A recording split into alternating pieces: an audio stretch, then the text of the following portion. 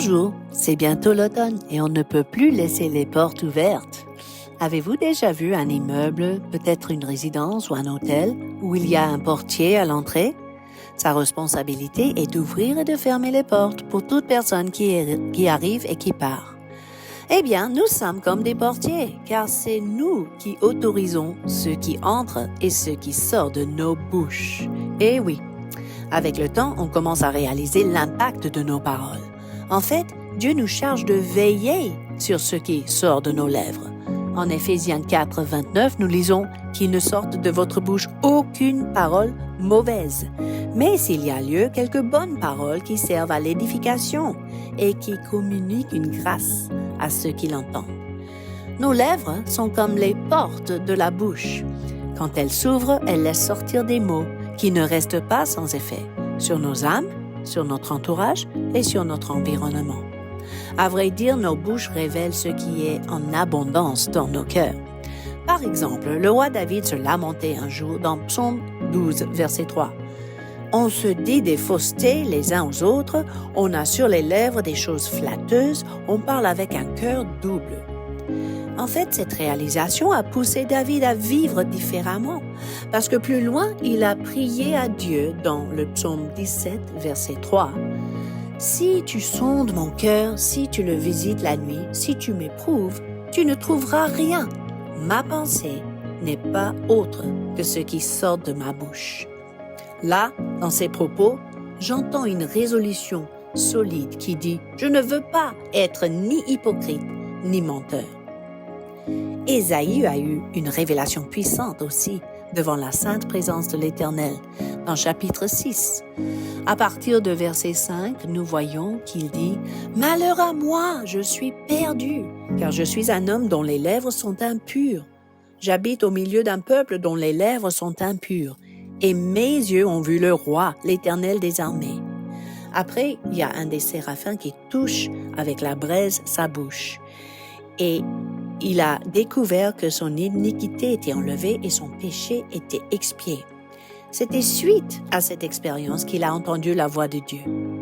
Et je ne pense pas que c'était une coïncidence. Même Jésus a reproché les religieux de son époque pour leurs propos.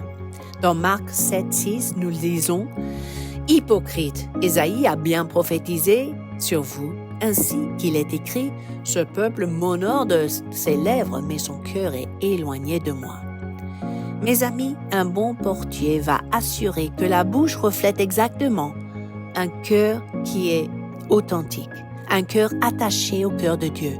Si ce n'est pas le cas, les lèvres doivent rester plutôt fermées. On impose à certaines paroles une interdiction de sortir jusqu'à ce que le cœur soit purifié. On a intérêt à parler à son âme. « Bénis l'Éternel, ô mon âme. » La Bible dit dans Proverbe 18, 21, « La mort et la vie sont au pouvoir de la langue. » Dans le Nouveau Testament, 1 Pierre 3, 10 fait écho à cela. Si quelqu'un, en effet, veut aimer la vie et voir des jours heureux, qu'il préserve sa langue du mal et ses lèvres des paroles trompeuses.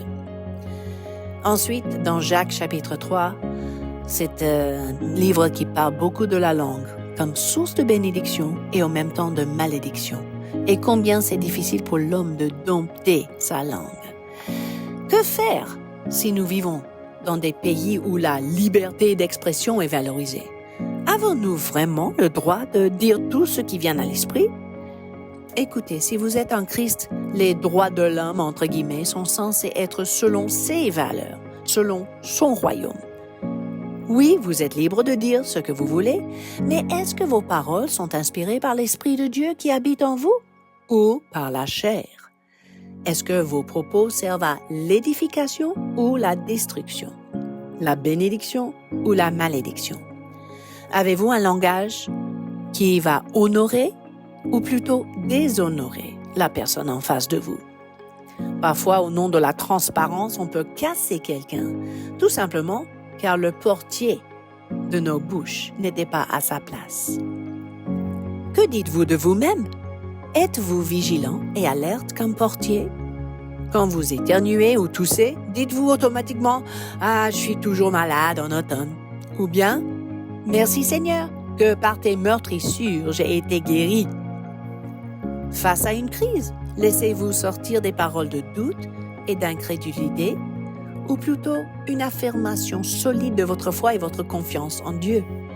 Tout cela est important parce que nous sommes des portiers devant nos bouches.